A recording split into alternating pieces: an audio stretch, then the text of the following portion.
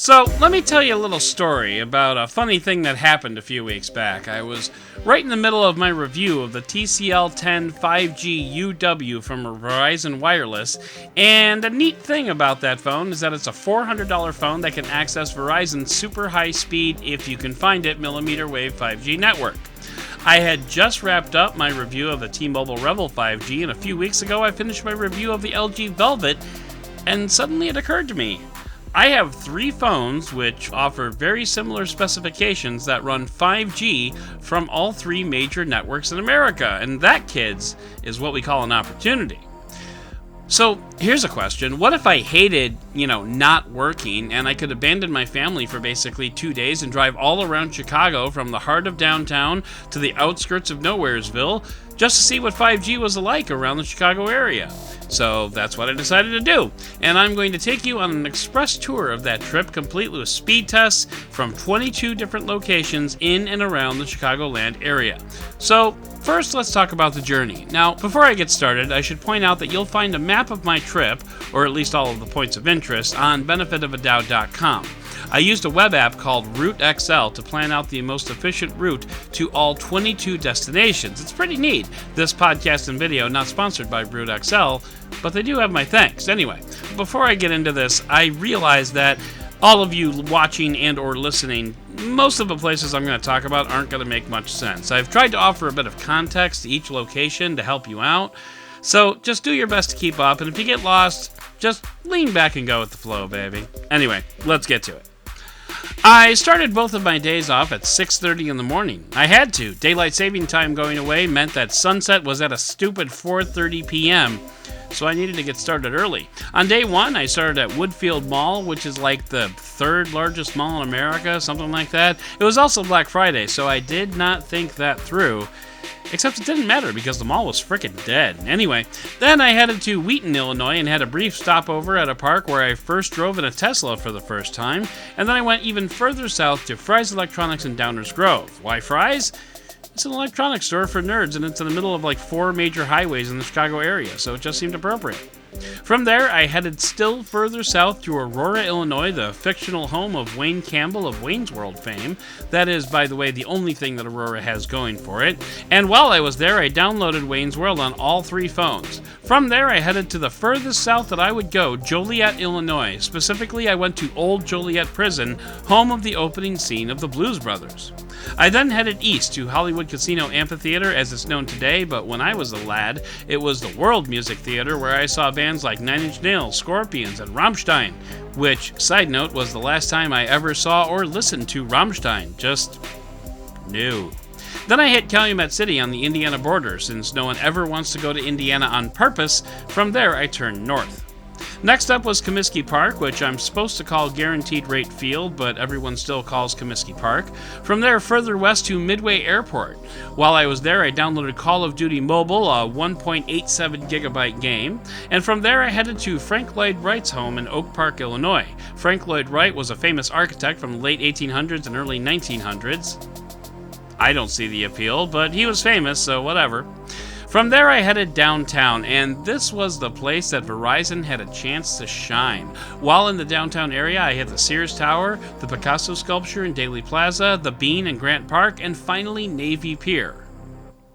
And with that, we go straight to the montage!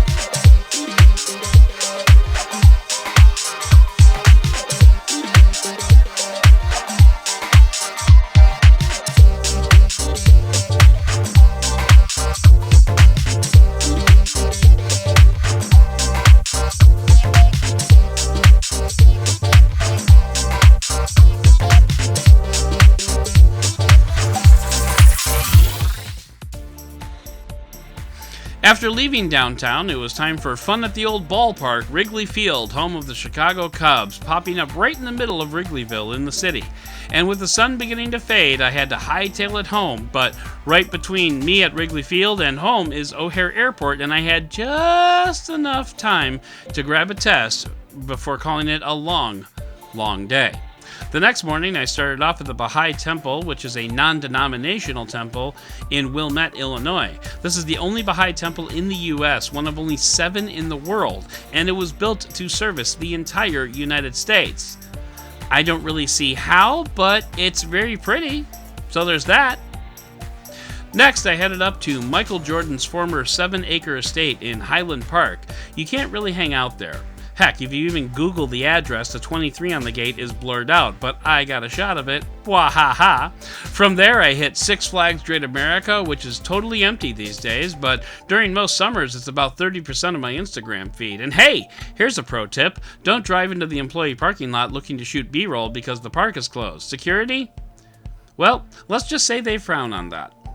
Next up, I headed up north to the Wisconsin border and Chino Lake State Park. I wanted to get a sense as to the speed out in the middle of the woods, and fortunately at this point I could start heading back south, first to the Volo Auto Museum, which I've never visited before, and considering how tourist-trappy this place is, I'll probably never visit again. Woodstock, Illinois is a small town in the northwest that served as a filming site for the movie Groundhog Day. So I downloaded Groundhog Day while I was there. Well, I tried to. Well, we'll get to that. Oh, and another fun fact about Woodstock, Volo, and Chino Lakes, only Republican voting counties in the Chicagoland area in the last election. So that was fun. I hit Crystal Lake on my way back south. It's a random suburb that could have been located anywhere, really, but they had Christmas trees, so I guess that's something. And finally, I made it to Grand Victoria Riverboat Casino in Elgin, Illinois, because it's, again, the only thing in Elgin, Illinois worth going to. So where does that leave us? Well, let's get to the numbers, shall we?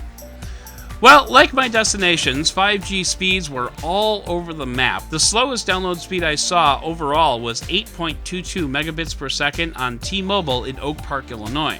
The slowest on AT&T was 9.6 megabits per second in Calumet City on the Indiana border, and the slowest for Verizon still hit the double digits at 15.4 megabits per second in Downers Grove.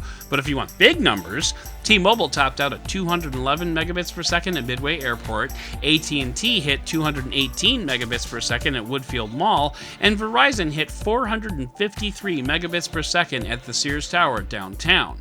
That last one is not surprising, and just for reference, I ran a speed test now on my home Wi-Fi and came back with 89.3 megabits per second. And come to think of it, I should probably have a talk with my internet service provider, but that's a different conversation. As for download tests, they were not awesome, so let's break it down by location. You'll recall in Aurora, Illinois, I downloaded Wayne's World from Amazon Prime. Only AT&T finished the download at 13 minutes and 38 seconds. T-Mobile managed 34% of the movie after 18 minutes and 27 seconds, and I would have waited longer, but it was only 34%, and just hell no. Verizon barely got into double digits in the same time.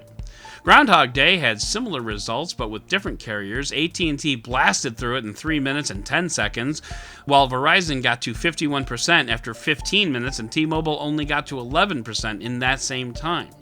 Call of Duty Mobile is a 1.87 gigabyte download, and I tested that at Midway Airport. You'll recall that T-Mobile topped out at Midway Airport, but here AT&T led the pack at 3 minutes 56 seconds, followed by T-Mobile at 5 minutes 43 seconds, and Verizon at 7 minutes 43 seconds. I had planned to do a Netflix download test, but I was rapidly losing daylight in downtown Chicago, and I still had 2 more locations to go, so I wasn't able to do a Netflix download test. Sorry. Getting back to the speed test, the average speed I saw ranged from 78 to 97 megabits per second, and the median speed I saw had a narrower range at 82 to 92 megabits per second. Median, for those of you who are not statistics nerds, means that there were just as many values below the median as above in any given data set.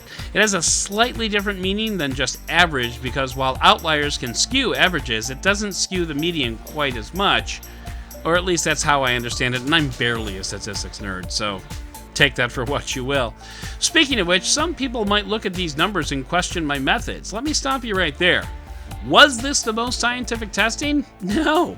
Could I have done more? Absolutely. But I'm one dude who drove 390 miles over 20 hours in 2 days and shot over 200 clips of A-roll, B-roll, and speed tests. So, yeah, I could have spent weeks accumulating this data, and maybe someday I will.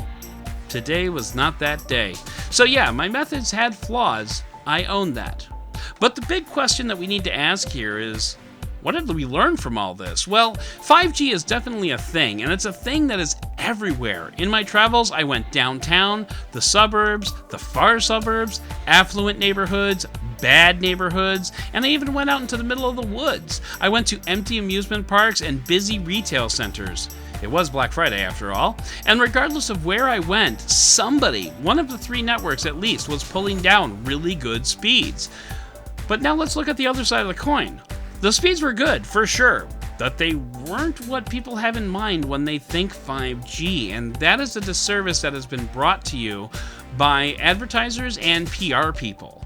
Again, the median speeds I saw were faster than my home internet, so that's not nothing, but it's also not the 1 or even 2 gigabyte speeds that 5G people love to trumpet about when they talk about this tech. So the good news is that 5G is in fact here. The bad news is, it's not really what people told you it would be. I still think my time was well spent, and it's fascinating to see the distribution of this tech across an area as expansive as the greater Chicagoland area, red counties included. And it's really good to know that all 3 carriers seem to have their bases covered, and in areas where they're not quite there, it's a good bet that they soon will be. So yeah, 5G is here, and sure, it's a little better than 4G. It still should not be the reason why you buy a phone, but if you have a phone with 5G, it's safe to say that it'll work pretty much anywhere in Chicago. I would love to see others do similar tests in their homeburgs, but for now, at least I know I'm good here.